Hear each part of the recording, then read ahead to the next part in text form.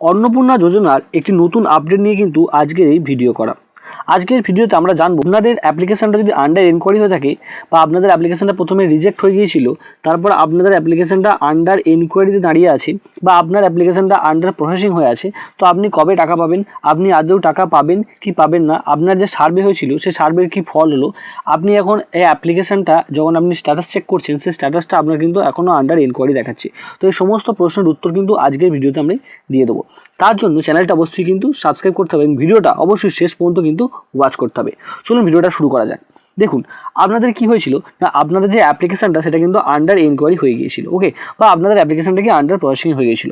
তারপর কি হয়েছিল, তারপর সরকার আপডেট দিল কি আপনাদের যে অ্যাপ্লিকেশন সেটা কিন্তু সার্ভে করা হবে এবং সার্ভের কিন্তু কিছু রকম নিয়ম ছিল। ধরুন আপনাদের বিডিও অফিস থেকে কল করা হচ্ছিল, কাউকে কি বাড়ি বাড়ি গিয়ে সার্ভে করা হচ্ছিল, কাউকে কি হচ্ছিল একটা ফর্ম দেওয়া হচ্ছিল, সেই ফর্মটা ফিল আপ করে জমা দিতে বলা হচ্ছিল, বা কারো এমন হয়েছে যে সার্ভেও হয়নি, ফোনও করেনি, অথচ কিছুই হয়নি আর কি তাদের অ্যাকচুয়ালি।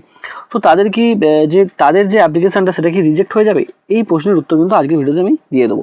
দেখো কি বলি না, আপনাদের যে অঞ্চল আছে বা বিডিও অফিস আছে সে সার্ভের কাজ কিন্তু ইতিমধ্যেই কমপ্লিট হয়ে গিয়েছে, ওকে, সার্ভের কাজ কিন্তু কমপ্লিট, অর্থাৎ সার্ভে করার পর আপনি যদি যোগ্য হন তাহলে আপনি ভেরিফাই হয়ে গেছেন, অর্থাৎ অ্যাপ্রুভ হয়ে গেছেন, এবং আপনি যদি অযোগ্য হন তাহলে আপনি কিন্তু রিজেক্ট হয়ে গেছেন, ওকে। তো আপনার এখন মনে প্রশ্নই হতে পারে যে আপনি যে অ্যাপ্লিকেশনটা করেছিলেন, আপনার যে সার্ভেটা হলো বা আপনার ভেরিফিকেশনটা হলো, আপনি যখন অনলাইনে স্ট্যাটাস দেখতে যাচ্ছেন সেখানে তো কোনো আন্ডার এনকোয়ারি দেখিয়ে যাচ্ছে, তাহলে আপনি কী করে বুঝবেন? দেখুন, ওরা কি করেছে না, আপনার যে ভেরিফিকেশান সেই ভেরিফিকেশানটা ওরা কমপ্লিট করে নিয়েছে, কমপ্লিট করে আপনার যে স্ট্যাটাস অর্থাৎ আপনি যদি যোগ্য হন তাহলে আপনার কি ওরা অ্যাপ্রুভ করে দিয়েছেন, এবং আপনি যদি অযোগ্য হন তাহলে ওরা কি কিন্তু রিজেক্ট করে দিয়েছে। এবং রিজেক্ট করে ওরা কিন্তু ওদের যে পোর্টাল আছে, অর্থাৎ এই অন্নপূর্ণা ভান্ডারের যে পোর্টাল, সেই পোর্টালে কিন্তু ওরা আপডেট করে দিয়েছে। কি হয়েছে না, আপনার যে পাবলিক যে পোর্টাল সেই পোর্টালে কিন্তু এখনও আপডেট হয়নি, তাই কিন্তু আপনি যখন চেক করছেন তখন আপনার কিন্তু আগে যে অর্থাৎ আন্ডার এনকোয়ারি দেখাচ্ছিল সেটাই কিন্তু দেখাচ্ছে।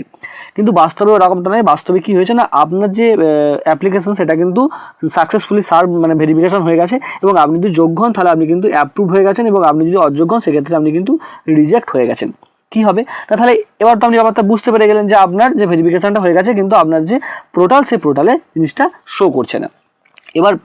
এবার যে আপনার মূল প্রশ্ন কি, আপনি টাকা কি পাবেন না পাবেন না। দেখুন, আপনি যে ভেরিফিকেশনটা করেছেন সেই ভেরিফিকেশন যদি আপনি যোগ্য বলে বিবেচিত হন, সরকারের যে ক্রাইটেরিয়া আছে সেই ক্রাইটেরিয়ায় যদি আপনি যোগ্য বলে বিবেচিত হন তাহলে কিন্তু আপনি অবশ্যই টাকা পাবেন। আপনি যদি যোগ্য হয়ে থাকেন আপনি কিন্তু টাকা পাবেন, আর আপনি যদি সত্যিই অযোগ্য হয়ে থাকেন তাহলে কিন্তু আপনি টাকা পাবেন না, ওকে।